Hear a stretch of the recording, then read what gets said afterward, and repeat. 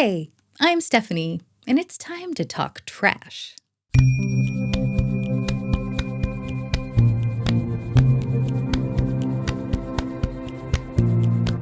Welcome to Makeup Monday. Yes, it is still really cold here, so I am still bundled up. But today I thought I would add a pop of color with my rainbow hat and, of course, also some purple eyeshadow.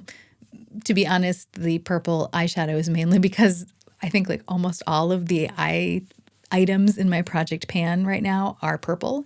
So it just happens to be convenient, but I'm enjoying the purple. And that's the important part.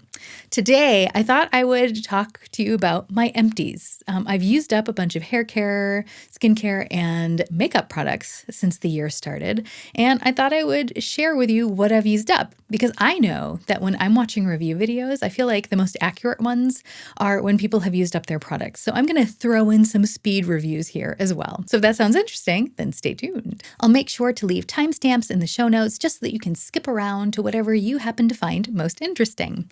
I'm going to start with the makeup items simply because those are personally for me my most exciting empties. Empty number 1 is this Urban Decay eyeshadow primer potion. This is the original formula. I feel like it does exactly what it says it does. It increases the longevity of eyeshadow. It can also help increase the intensity just a little bit, I think, like color-wise.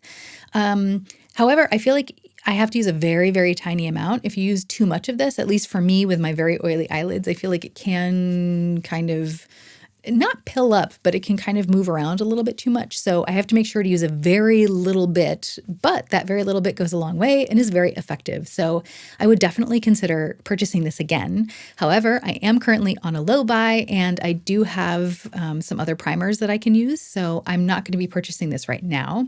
But when I am in the market again, this will definitely be one of the candidates on my list. Empty number 2 is also from Urban Decay, and it is this sample of the Urban Decay Optical Illusion Complexion Primer. I believe it's been discontinued, but just in case it hasn't been, I thought it was nice. It wasn't, the most impressive thing I've ever used. I don't feel like it necessarily increased the longevity of my makeup, but I do feel like it did help slightly minimize the pores in my T-zone. So I enjoyed using it while I had it, but it didn't make a huge impression on me. It was just fine. I also panned a foundation. It is the Estee Lauder Double Wear Nude Cushion Stick Radiant Makeup. This has been discontinued, so I won't say much about it other than the fact that I enjoyed it while I had it, and now I must move on. I also used up my Maybelline Brow Drama Brow Mascara. This is in the color Blonde. I thought the color was actually a really nice match for me. I think that it does what you'd think a brow mascara would do. It kind of coats each individual hair on my brows, and it doesn't make them a lot thicker, but my brow hairs are super, super fine just because I have fine hair in general. So I don't feel like the thickening effect was as dramatic as I would wish it to be. And I don't feel like the hold is very strong, but I do feel like it effectively coats my lashes with color. So it does make my brows look more present. And so I do like this. It's not necessarily like my favorite in the world. Like I wish there was a little bit more hold and I wish maybe it could add a little bit more thickness to the individual hairs, but it's definitely not a bad product. And if I were in the market currently for a new brow product, I would definitely at least have this on my list simply because of its price point. And it is effective for what it does. But yeah. Low buy, not in the market currently, so not going to repurchase it right now. And my last makeup empty is this eyeliner from Kiko Cosmetics. It is their Lasting Precision Automatic Eyeliner in the shade 4. I'm personally not the biggest fan of these automatic eyeliners. I like the pencils that you have to sharpen simply because I feel like that keeps the cream product inside fresher for longer simply because that cream isn't exposed to air. However, the formula in this is beautiful. I have no complaints about the formula. It's just kind of a personal preference with the format or the packaging. But this particular color, I feel like it had a black base with kind of a wine-colored, very subtle shimmer running through it. And all of these automatic eyeliners from Kiko have this kind of smudger at the very end of them, and it was very effective. You would put the cream on and then smudge it out as much as you wanted, did. And then it would set and it would stay put. And so I thought it was great, especially, for getting in between the lashes because it was a precision pencil. But because at least this color had a kind of black base, I feel like that when I did use the smudger to smudge it out, it kind of turned the liner darker. It kind of turned more grayish, more blackish. It's kind of like the Cleona shadows, like the multichromes with the black base. When you shear them out, you kind of lose some of the color and it kind of like shears out to kind of like a smoky black or a smoky gray. And that's kind of like what this eyeliner did, which wasn't bad, especially if you're looking for a smoky effect. It's just something you have to realize is going to happen with a formula like this. I would definitely consider purchasing it again, but I still have some eyeliners from Kiko, and they are the pencil ones that you have to sharpen. So I'm going to be using those up before I think about purchasing anything else. Now we're on to a couple of hair products. And the first thing I'm going to talk about is a shampoo and conditioner duo from R&Co. It's the Television Perfect Hair Shampoo and Conditioner. I had enough to get about 2 uses of the shampoo and about 7 uses of the conditioner. So it's not necessarily the most thorough review, but there are definitely some things that I can tell you about it. The list of claims for this shampoo are pretty hefty, so I thought I'd read them to you. It's supposed to give your hair body, shine, strengthening, softening, and smoothing. And I was like, that's a lot for a shampoo and conditioner to do. But to be honest, I thought it did just that. It made my hair shiny and smooth, and it felt thick and almost kind of like heavy, like it had more heft to it, but it didn't weigh my hair down. And that's important because I have very, very fine hair and it's very easy to get weighed down. So I'm not sure how this made my hair feel heavier and yet didn't feel weighed down. But there was a downside to this, and that was that my hair got greasier much faster than normal. Now, you have to take that with a grain of salt because my hair gets very oily very fast anyway. Like I'm the type of person who, if I shower in the morning, my hair will be greasy by the evening. So, like I've tried to do several things to, I've tried different shampoos. I've tried forcing my scalp to get used to not being, washed with harsh chemicals. I've tried all sorts of things, but I think I just have a very oily scalp and that's just the way it is. And the combination of an oily scalp with fine hair simply means that like it's very noticeable very quickly. I have gotten to the point now where I've learned that if I wash my hair once with like a volumizing shampoo and like let it sit in there for a minute, like while I'm washing my face, and then I rinse that all off and then use conditioner on my ends and then rinse that out. And then I go back in with a shampoo that contains clay in it and like really let that sit on my scalp while I do like the rest of my shower tasks. Then I can usually get by with like not washing my hair for a day or 2. So like that works for me, but that didn't really work for me with this. I felt like I needed to wash my hair the next day when I used this. But this is the sort of thing that I would consider purchasing, like if I knew that I was going to be going on tour again and I was going to have to be washing my hair frequently anyway, because I thought my hair looked really nice with it. So, I'm not in the market for it right now, but it is something that, I'm just going to be kind of keeping my eye on. The next hair product is probably one of my favorite ones of all time. It's the Uribe Dry Texturizing Spray. This is expensive, so I do not use it very often. Back when I was performing all the time, this is the sort of thing I would take with me on tour, like when I wanted my hair to look really good. But it's not the sort of thing that I would be using like on the day-to-day or at home or for like going to work in the studio or something. This is something I save for when I want my hair to look really good. And I would use it in 2 ways. One is either, I would use it right after I finished styling my hair. So if I did like a wet set, before I took the curlers out, I would spray this on my roots. Then I would just kind of like floof out my hair and I'd have a lot of volume. And sometimes what I would do is I would actually spray some of this in my roots before going to sleep if I wanted my hair to look really good the next day. Because what I found is in my sleep, like while I was tossing and turning, like the friction between my hair against the pillow would kind of work the texture particles into my scalp and it would absorb some of the oil on my head, which would mean that my hair would look better the next day. But it also gave it kind of like more volume and more oomph at the roots. And so I just really enjoy this. I have some more already lined up, but this is the sort of thing that like I always want to have kind of close by just in case I have something important where my hair needs to look good. And the last hair care empty I have today is dry shampoo. This is like my day-to-day dry shampoo. And the reason that I buy it is not because it's the best, but because it's the cheapest and it gets the job done. It is the Swiss Opar Frotté Trocken Shampoo. And I get this at DM, but I think you can get it at Rossmann as well. They sell this in like the aerosol can as well, but I like to choose powder forms if I can, just because I feel like that's better for the environment. And you do actually get a lot more bang for your buck in this format for this particular product anyway. The powder in this is pretty darn thick and chunky. I mean, it's definitely a powder. It's not like sand or anything. But I just feel like, okay, if I compare it to a favorite of mine, I really enjoy the Briogeo charcoal dry shampoo. And that I feel like is very, very fine. And that one is just very lightweight and effective. This one I feel like is just as effective. It's just not quite as lightweight. So I feel like it leaves my hair, I don't know, a little bit stiffer feeling. And I can't really speak to a white cast because I have very light ashy colored hair anyway. But I have a feeling that people with darker hair would have an issue with a white cast with this one. The aerosol can might be a little bit easier to deal with because it disperses the product a little bit more evenly. This is just kind of like a salt shaker. So, you can't really control the amount that's coming out of here all that easily.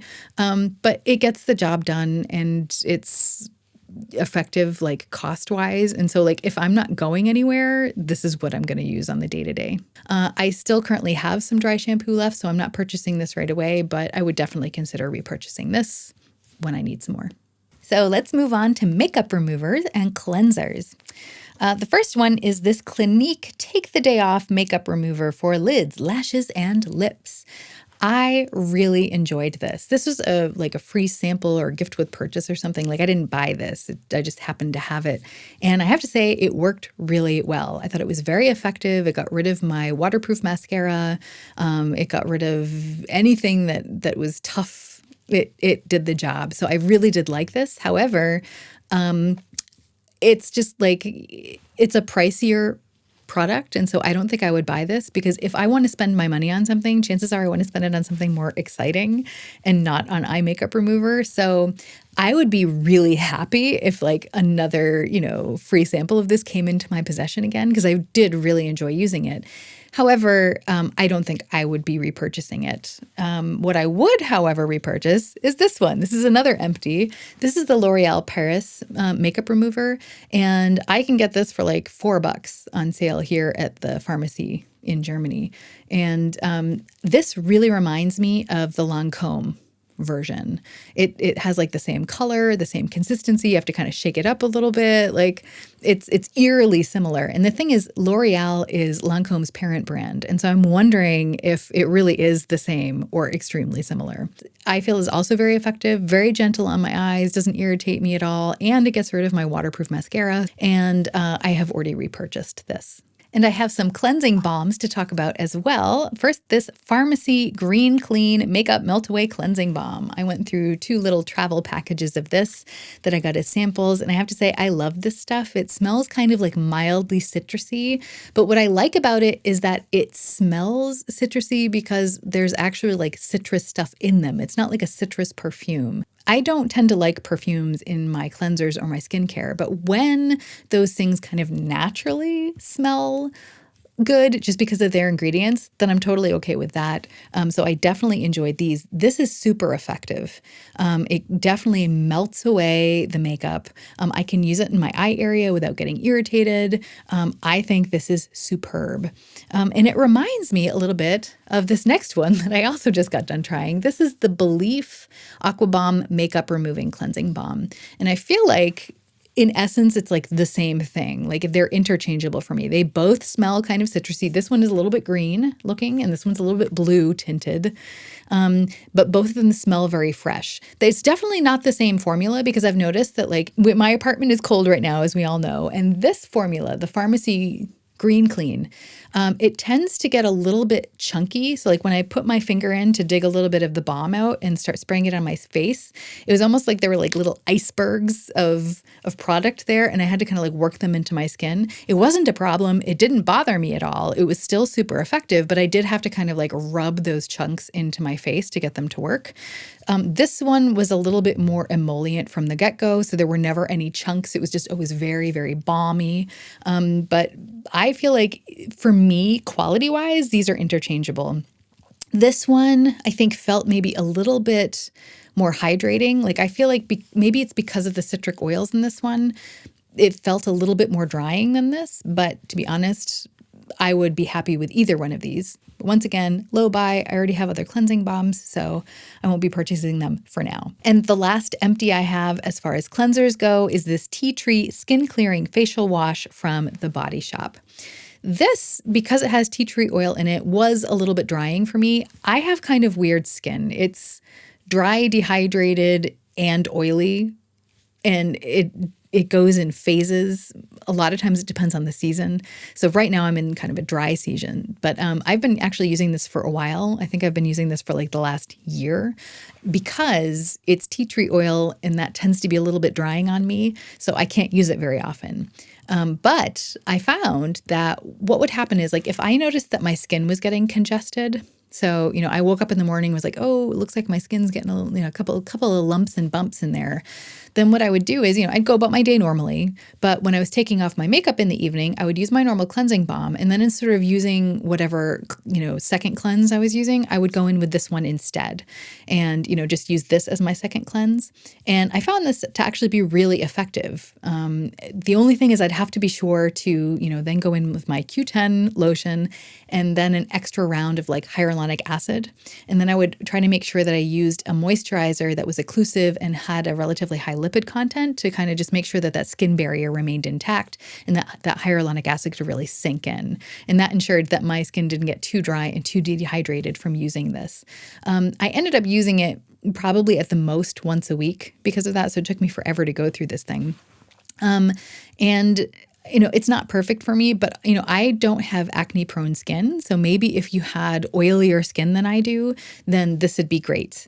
But for my kind of confused, dry, dehydrated skin, this wasn't ideal. So I don't think that I would repurchase this again. But I did enjoy using it. And I think I found a way to use it effectively so that it did me some good. We're getting to the skincare empties now, and this is one that I was really excited to try. It's the Inkey List Hyaluronic Acid, and the reason I was excited to try this is because I had been using a hyaluronic acid I was very happy with. It was the one from Jordan Samuel, and I really liked it, but it was just kind of like too expensive for me, and so I wanted to try to maybe shop around and see if I could find something that was more affordable. And so I tried the one from The Ordinary, and I hated it. It was really thick. Like the one from Jordan Samuel is very, very thin, and I feel like it soaked right into the skin. But the one from The Ordinary was like a thicker formula, and I felt like it kind of like formed a film on my skin and almost created a barrier to any skincare I wanted to add after. So I ended up using it as like a later step in my skincare regimen, and I just felt like it wasn't effective, and I felt like it would even pill up, like almost as if there was like silicone in it. I don't know. It wasn't my thing. It didn't work with my skin. It didn't jive with my chemistry. So I didn't like the one from The Ordinary at all. But this one is more of a similar price point to The Ordinary. So I was very excited to try it. And I'm happy to say that this reminds me a lot of that Jordan Samuel skincare formula that I actually liked. And I like the price point. So when I do need a new hyaluronic acid, I'm definitely going to try this one from the Inkey List. I currently am using one from Timeless Skincare, which I also think is great. It's also at a very nice price point. But I think I'll have to compare prices. I'll take whichever one's cheaper. But this one from the Inkey List actually very pleasantly surprised me, and it's definitely on my potential list. So when I'm in need of another hyaluronic acid, this is definitely one that I will consider. The next skincare empty is this one from Givenchy Le Soin Noir Lotion Essence. I'm not actually sure what this is supposed to do. It felt like a hyaluronic acid. It felt very moisturizing. It was also very thin, and it soaked right into the skin, which was great. But what I didn't like was that it had a lot of fragrance in it. Like, I finished using this a couple of weeks ago and I can still smell it from the package, even though it's empty. So like this is definitely strongly fragranced. And alone that reason means that I wouldn't want to purchase this just because I'm not a fan of like those massive amounts of skincare, of fragrance in my skincare. It almost smells like a perfume. Like that's how strong it is. So I'm not a fan of that. But what I have to say is that this stuff creates a glow on the skin. And I know that there are a lot of products out there right now, like these liquid highlighters that we're all using, like from Auric or the Charlotte Tilbury Hollywood Flawless Filter, these sorts of things that will like maybe some of us use as a primer or as a highlighter because it kind of like adds like a nice sheen to the skin either before or after we apply makeup. This does that same thing. It like gives you that glass skin effect. And I feel like it remains a little bit sticky on the skin. So I actually feel like this is a really nice primer. And that shine from this product isn't from like a glitter or a mica particle. It just literally looks like your skin is glass when you put this on. Your skin is just shiny. I am personally not a huge fan of that just because I have very large pores. And so I feel like whenever anything is that shiny, it just emphasizes my pores and I don't like that. But I do know that there are a lot of people out there who love that glass skin look. And for those people, if you don't mind fragrance and you don't mind buying expensive skincare, this, I feel like would make a great primer because it's kind of sticky and because it gives you that massive shine. So it's definitely not for me and I definitely won't be purchasing this, but I did think it was fun to use and fun to test out. This next empty is super bougie. It's the Sensai eye cream set. It consists of refreshing eye essence and melty rich eye cream. Of course, I didn't buy it. It was just a sample that I got. But I mean, this is like hoity-toity fancy stuff. Like they even give you directions on exactly how to massage it into your face. I mean, like this is complicated stuff.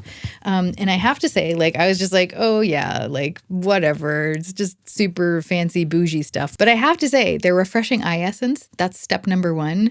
You know, you rub it in their fancy schmancy way and it is very cooling on the skin and not in like a typical kind of like menthol-y way because I wouldn't want to put like menthol right in my eyes.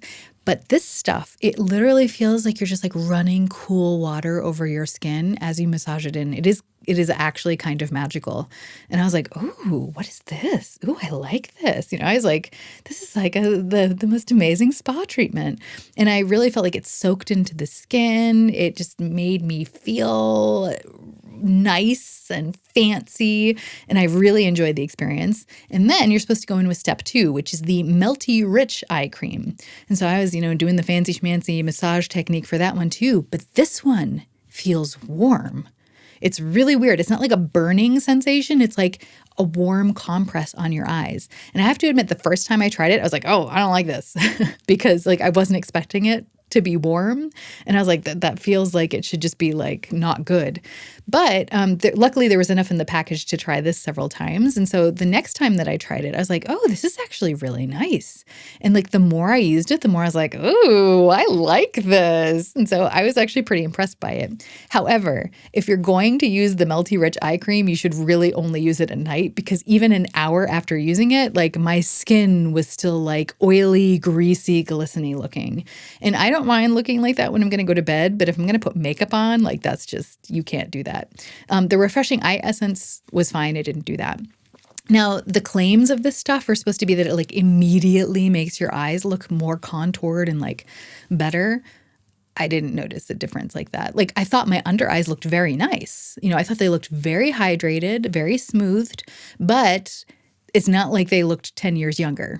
Like these didn't magically turn me into like, having a 2-year-old's skin. Like I definitely still looked my age. So like this isn't going to work any miracles. However, it was a surprisingly nice experience. And so I was like, oh, well, I wonder how much that is. And the duo is 216 euros. So it's like what, $230?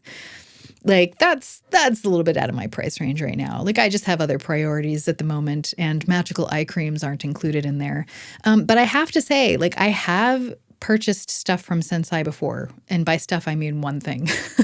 But I have used this one. This is their Sensei Cellular Performance Total Lip Treatment. And this is actually something that I got because a makeup artist had used it on me when I was playing on television. And it was amazing.